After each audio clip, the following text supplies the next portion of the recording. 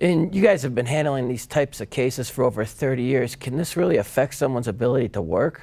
It can absolutely destroy your ability to work. If you have a certain portion of your brain injured, and by the way, there doesn't have to be a spot on your brain to have it happen, then that function, that motor function or cognitive function from your brain affects, let's say you're a computer operator. Let's say you're trained in that field. You can't stare at computers. You get dizzy when it happens. It can certainly affect your job, and sometimes it spills over into other vocations you might want to attempt.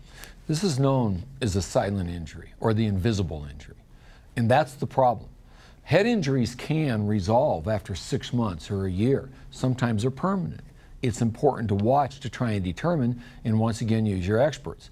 But if you're going to work for 6 months with an invisible injury that no one can really pinpoint, but you're not focused, you're not doing your job, or you're depressed, or you're in a bad mood, or people are unable to approach you, and that's going on for 6 months, 9 months, a year, chances are you're not working at that same location anymore.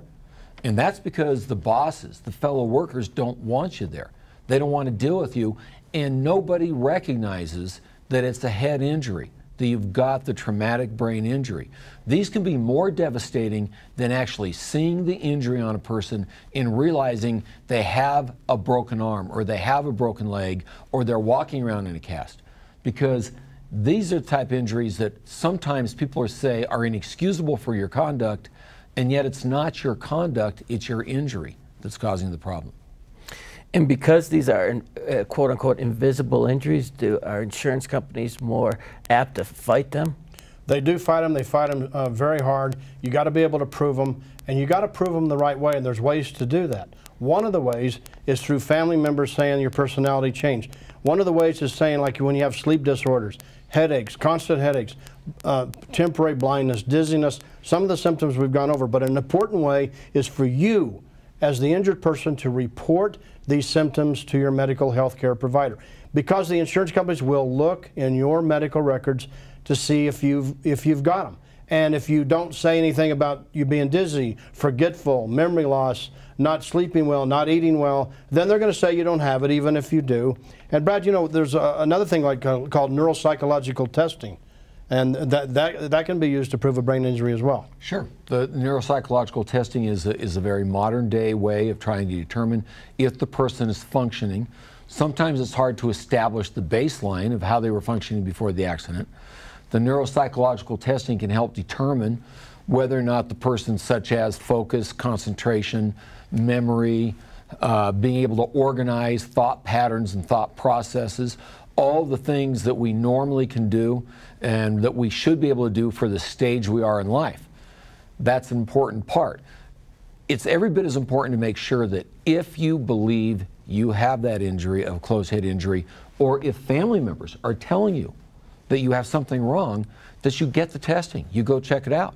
Especially if you have things such as med pay, or you have the ability to get this care and treatment taken care of on a lien, where you have the chance of being reimbursed for your medical care. You know what's interesting, Robert, in these areas is I can't tell you the number of times over the years I've interviewed a family, I've interviewed a couple together, and I've said, have you noticed any symptoms in him, her, the injured person, to the family or to the spouse?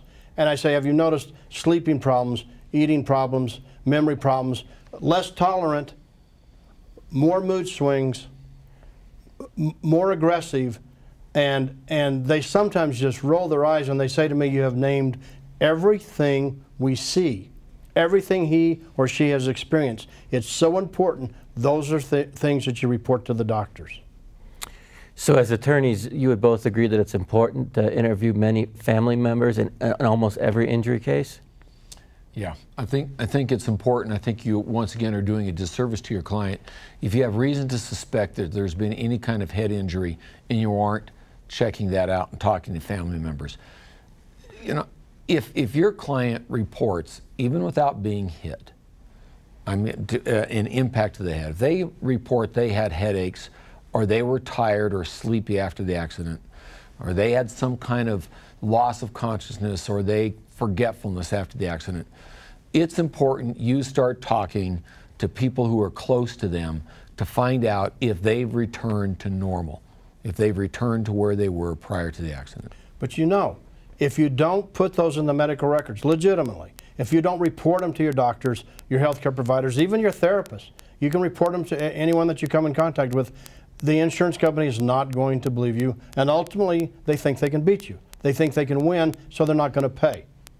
And as friends, you have to sometimes tell the injured person. Sometimes, you know, the injured person doesn't realize they're not focusing, or they don't have as much attention span, or they're moody. Sometimes a friend has to come up and say, you know, since the accident, you've had these problems. It's been difficult to deal with you, or you've been miserable to be around, or I can't send you to the store anymore to pick up 4 items without writing them on the back of your hand.